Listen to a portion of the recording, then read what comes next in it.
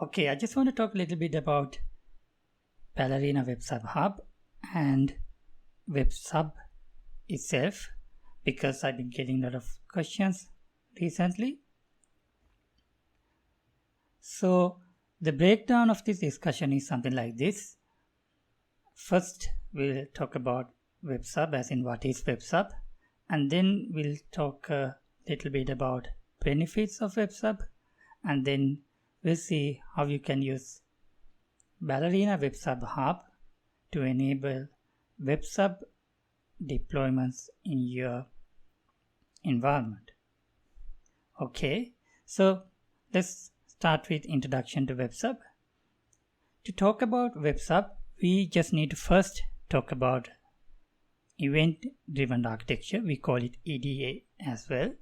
So here you can see, like as in any typical event-driven architecture, we usually have a message broker, and then different systems communicate with each other via the message broker.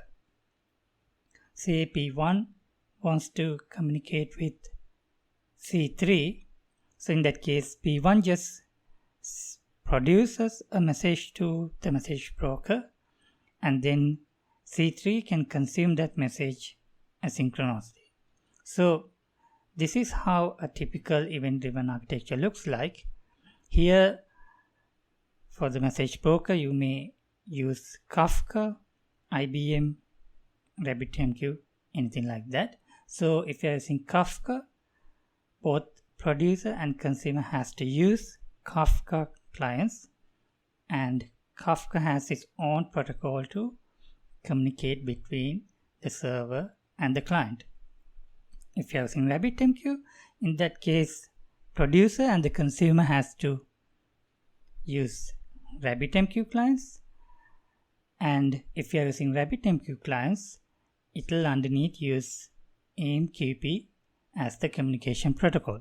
So likewise, based on the product you are using as the message broker, the communication protocol and the clients differ.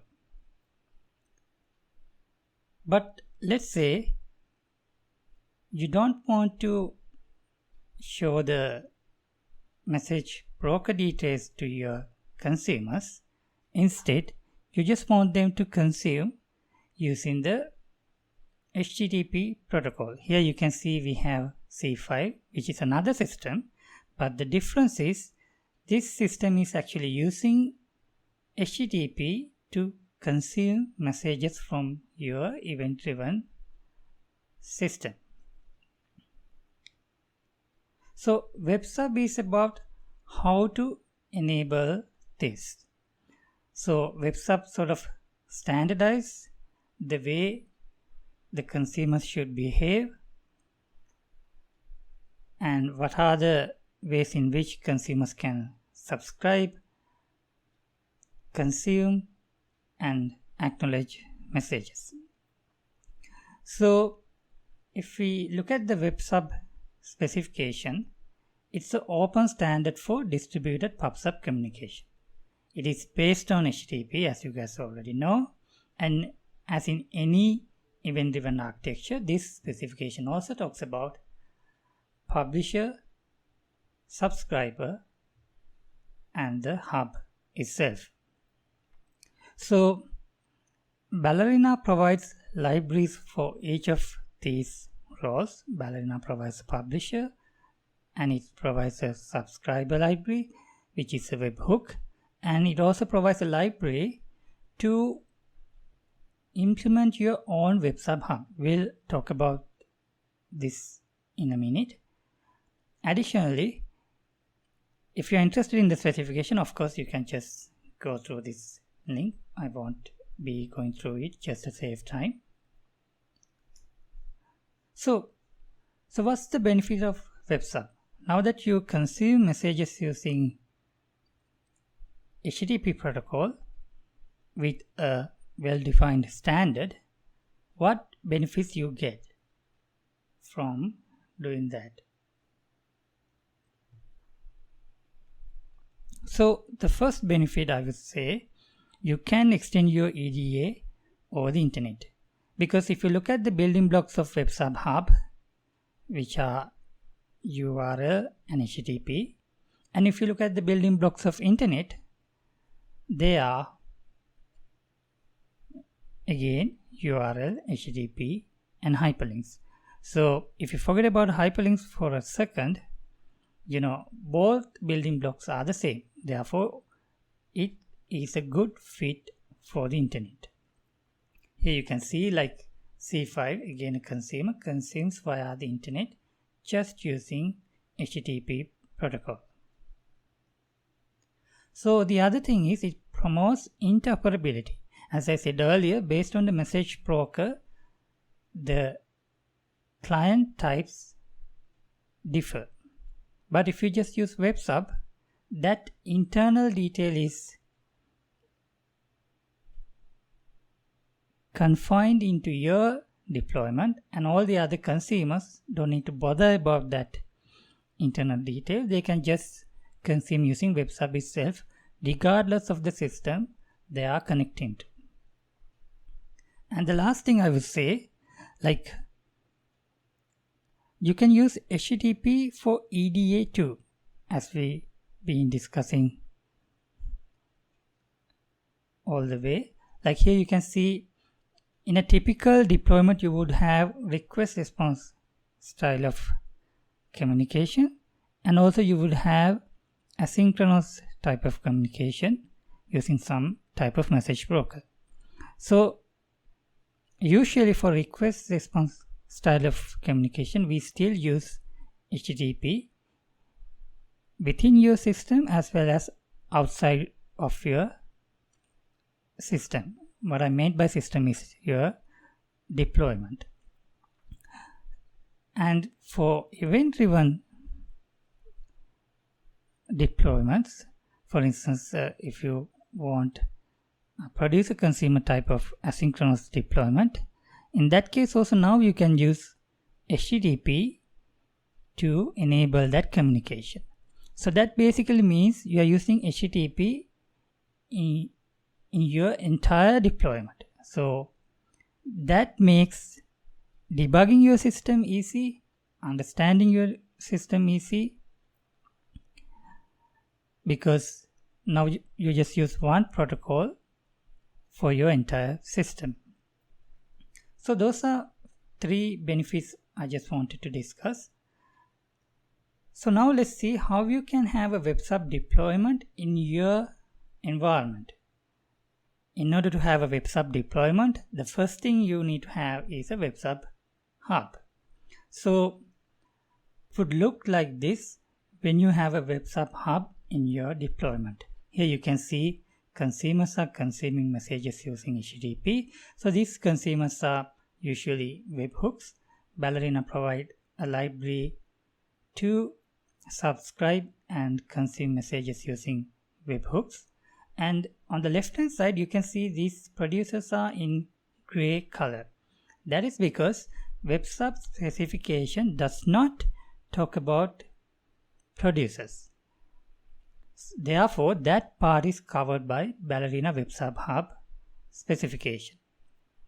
It provides a way to produce messages using HTTP as well. But the point is, if you don't want to produce messages using HTTP, you can still use whatever the message broker client related to your deployment and start producing messages. You'll see how.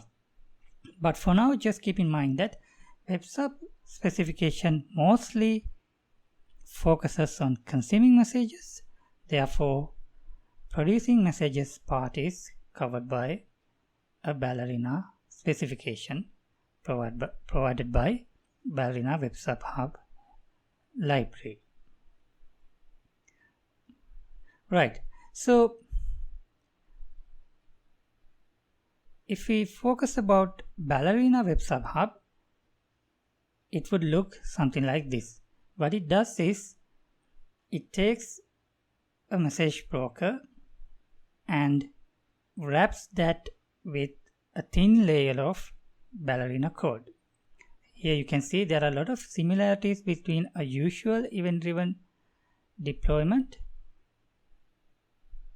and this one. The key difference is here you can see we have used a Kafka message broker, and around that we have a thin layer of Ballerina code. Therefore, now producers and consumers can produce and consume messages using WebSub standard. So let's see the WebSub Hub architecture, how it looks like. So this Ballerina WebSub Hub architecture depends on events sourcing architecture. So in event sourcing, roughly speaking, you focus on events rather than the end state. So what are the events we have in this system? We have register and unregister. These events are used to register topics and unregister topics. And then we have subscribe and unsubscribe. These events are used to subscribe to a topic and, as you guys may have guessed, unsubscribe from a topic. So what happens is, here you can see we have a cluster of hubs, hub 1, hub 2 and hub 3. These hubs are implemented using Ballerina libraries. Ballerina has a special library to implement WebSub hubs. So the responsibility of this hub is something like this. So whenever subscriber sends a HTTP request to the hub, it will translate that event to a Kafka message. In this case, as I mentioned earlier, it will be register event, and send it to Kafka message broker. So then what happens is that Kafka broadcasts that event to all the hubs in the cluster. Here you can see first we receive the message, and then Kafka broadcasts that message to all the hubs.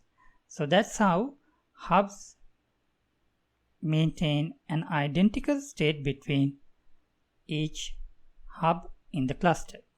So when you get another event, let's say there's another event to register the same topic by another producer. So in that case, this hub cluster will reject that request, saying it has been already registered. Similarly, when you subscribe, that subscription request or the event could go to, say, hub 2, and then when you want to unsubscribe, that unsubscribe request can go to hub 3, and everything still would work without any problems because everyone has the same state. Again, just to recap, what happens is that whenever you get an event, it goes to Kafka, and then Kafka broadcasts that event to all the hubs. And using those events, each hub maintains their state, and those states are identical from one another. Okay, so now let's talk a bit about resilience. Like in any network deployments, your servers could go down. Like here, let's say hub 1 for some reason was restarted. Now the state it had is lost. So in a typical event sourcing system, what you would do is you would just replay all the events and get back to the previous state. But this is not practical because there can be a large number of events. So replaying those events may not be practical due to several reasons. One could be like you may not have all the events because the series of events are too long, or replaying those events even might take a lot of time even if you had all the events. So instead of replaying those events, what we do is we just create snapshots of consolidated events and store that in a data store. We use a component called consolidator to do that. The responsibility of the consolidator is to react to each event and create a consolidated state. This consolidated state is then stored in a data store. This data store can be MySQL, MongoDB, or even another message broker. So then what happens is that whenever a given hub restarts, in this case hub 1, it will talk to the consolidator using HTTP request and get the latest state. So that's how each hub restores its state using the consolidator. Okay, then let's talk a bit about security.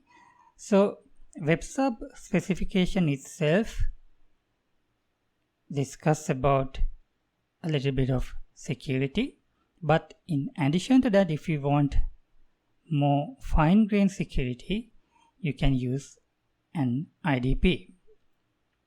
Say you just want to use O2 to have some additional authorization controls. So in that case, you can